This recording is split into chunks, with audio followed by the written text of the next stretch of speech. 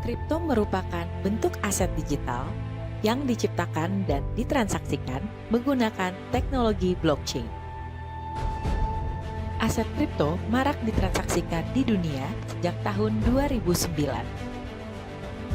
Kehadiran aset kripto di Indonesia sekitar tahun 2014 diawali dengan masuknya Bitcoin melalui exchanger yang menyediakan platform bagi pengguna untuk bertransaksi.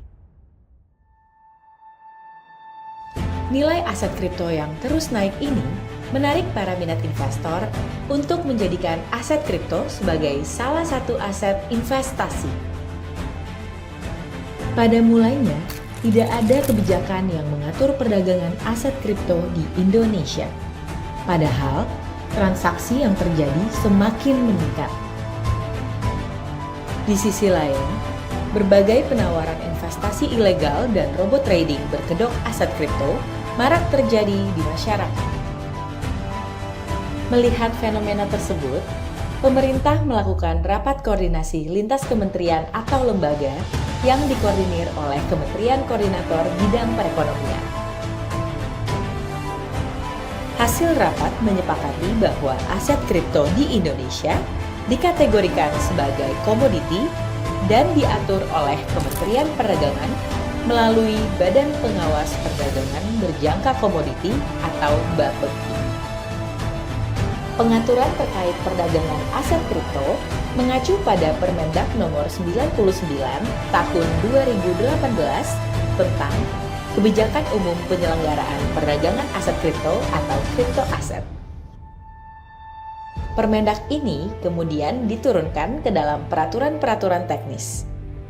Disinilah peran Bapepti melalui Biro Peraturan Perundang-undangan dan Penindakan atau Rorundak sangatlah penting.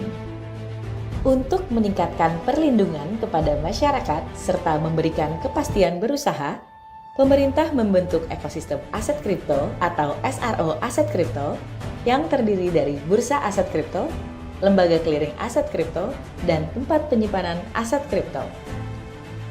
Hal ini menjadikan Indonesia sebagai negara pertama di dunia yang mengatur tata kelola perdagangan aset kripto. Bursa aset kripto diresmikan oleh Menteri Perdagangan pada tanggal 28 Juli 2023. Sebagai upaya penguatan perdagangan aset kripto, Bapepti berkolaborasi dengan pelaku usaha dan asosiasi menciptakan inovasi pembentukan bursa berjangka aset kripto. Sasarannya tentu untuk penguatan perlindungan kepada masyarakat sebagai pelanggan dan memberikan kepastian berusaha bagi pelaku usaha aset kripto di Indonesia.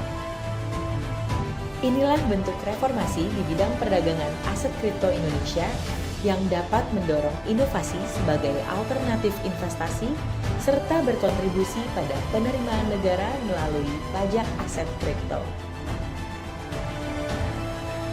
Aturan pendirian bursa berjangka kripto ini dirilis oleh Badan Pengawas Perdagangan Berjangka Komoditi (Bapepti) Kementerian Perdagangan.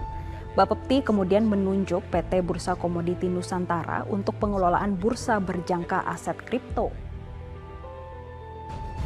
CFX sebagai bursa kripto hadir sebagai jawaban atas kebutuhan untuk perlindungan yang lebih baik dan regulasi yang lebih jelas untuk industri kripto Indonesia.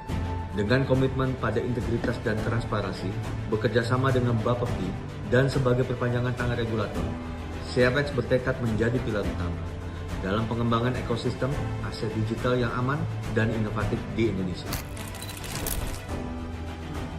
Rorundak berkomitmen untuk membangun zona integritas menuju wilayah bebas korupsi atau WBK dan wilayah birokrasi bersih dan melayani atau WBBN.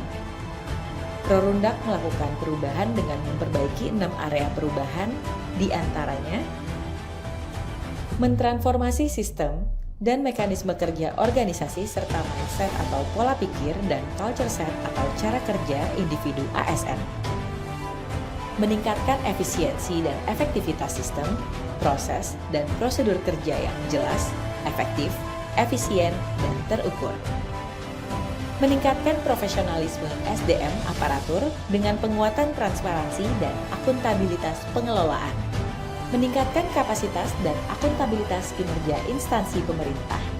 meningkatkan penyelenggaraan pemerintahan yang bersih dan bebas korupsi, kolusi, dan nepotisme, membangun kepercayaan masyarakat terhadap penyelenggaraan pelayanan publik Bapepti.